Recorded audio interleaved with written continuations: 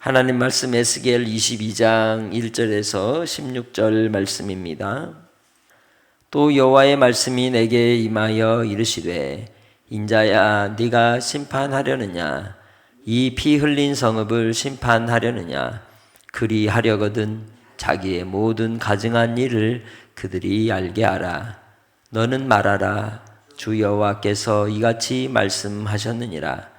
자기 가운데에 피를 흘려 벌 받을 때가 이르게 하며 우상을 만들어 스스로 더럽히는 성아, 네가 흘린 피로 말미암아 죄가 있고 네가 만든 우상으로 말미암아 스스로 더럽혔으니 네 날이 가까웠고 네 연한이 찼도다.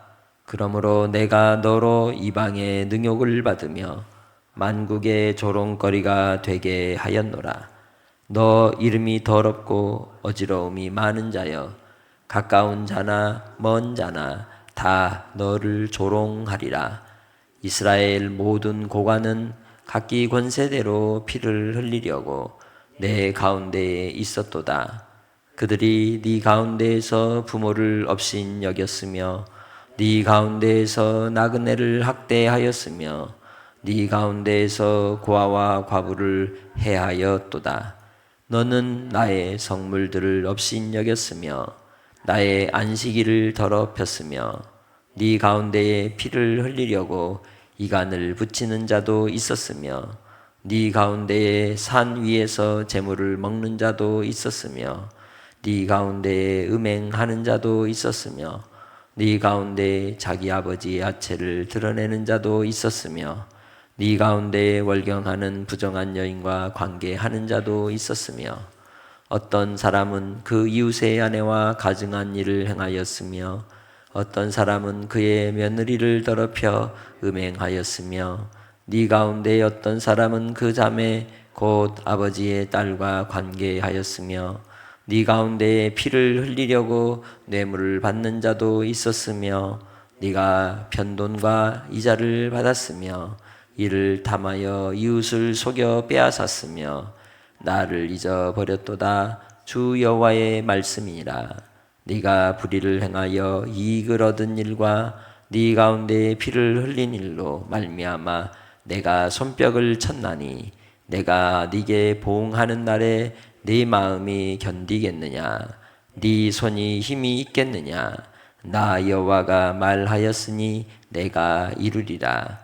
내가 너를 문 나라 가운데에 흩으며 각 나라에 해치고 너의 더러운 것을 네 가운데에서 멸하리라.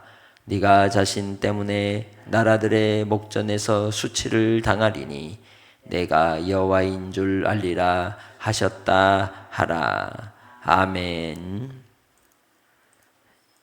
예수님께서 율법의 최고된 원리가 뭐라 그랬냐면 하나님을 사랑하는 것과 내 이웃을 사랑하는 것이라고 하셨죠. 그게 율법의 완성입니다. 율법의 전부입니다. 그 두 가지는 높고 낮음이 없고 동일합니다. 하나님을 알면 이웃을 사랑해야 하는 것이고 사랑할 수밖에 없는 것입니다. 오늘 본문을 통하여 이스라엘에 대한 죄를 심판하시려고 에스겔을 세우시고 그로 검사의 역할을 그리고 판사의 역할을 하나님이 지금 시키는 겁니다.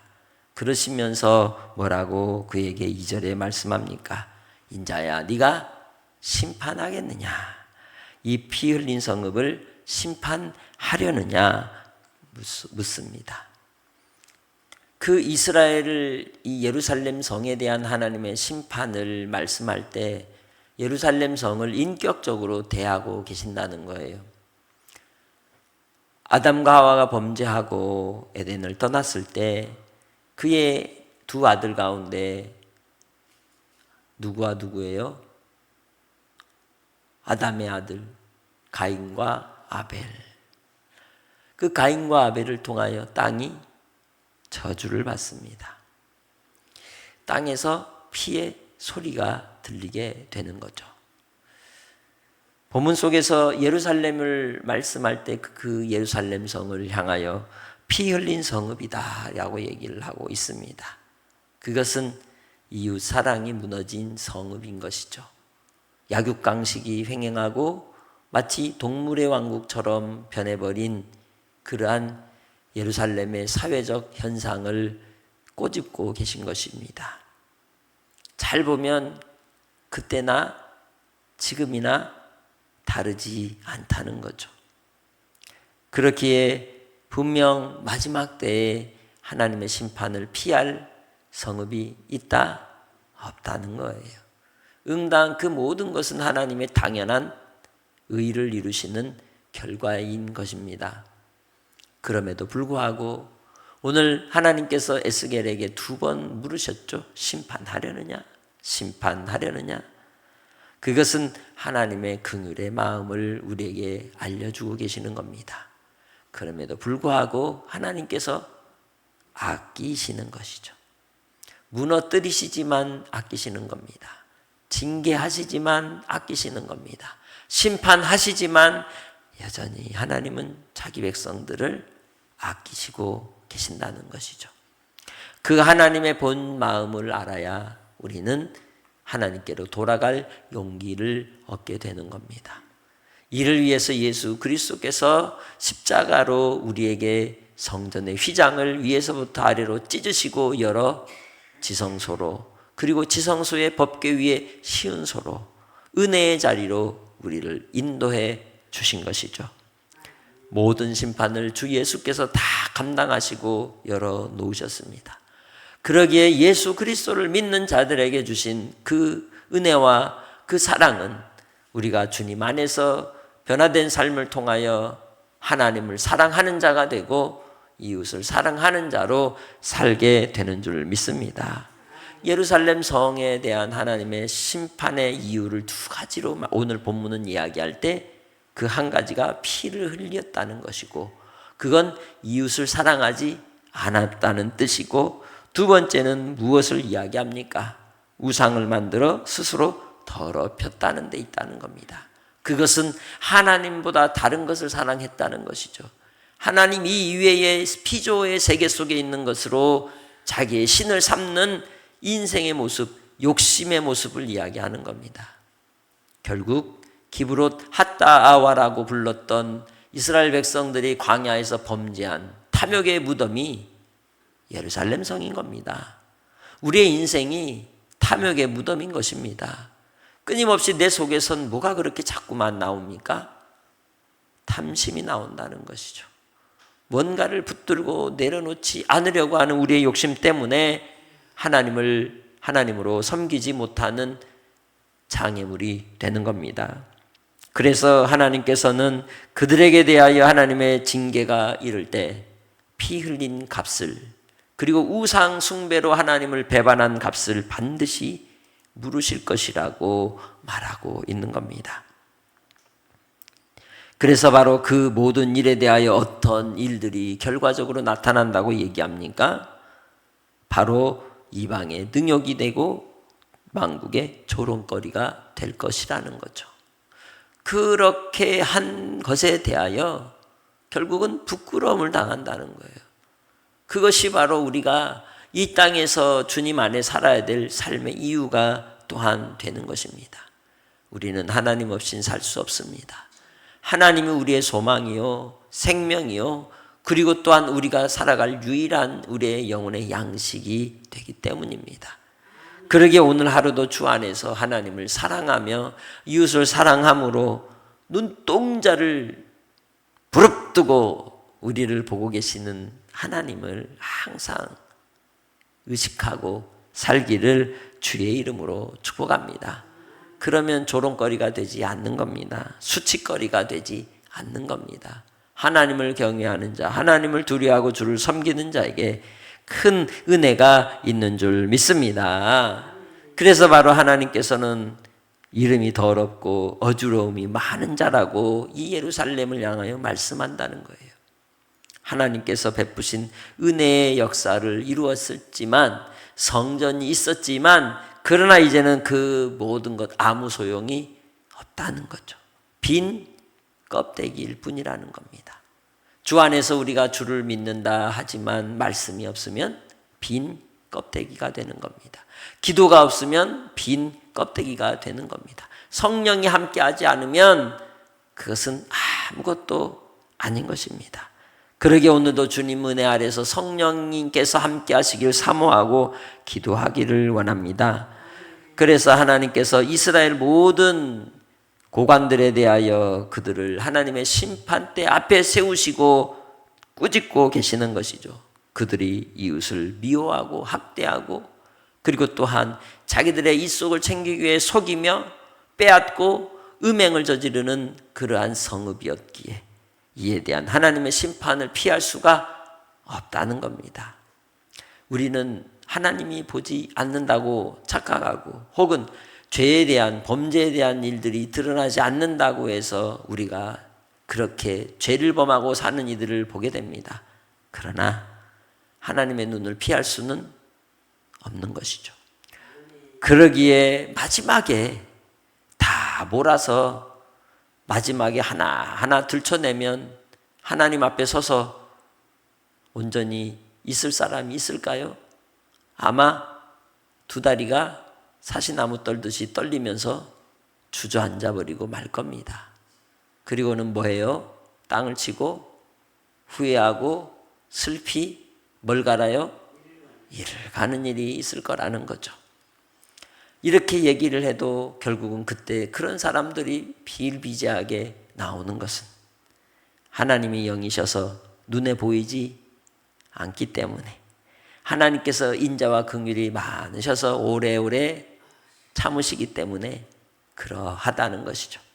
그러나 신실하신 하나님 지금도 여전히 우리 가운데 계시고 역사하신 하나님이시기에 하나님을 경외하고 하나님을 섬기는 자에겐 큰 은혜와 은총이 있는 줄 믿습니다.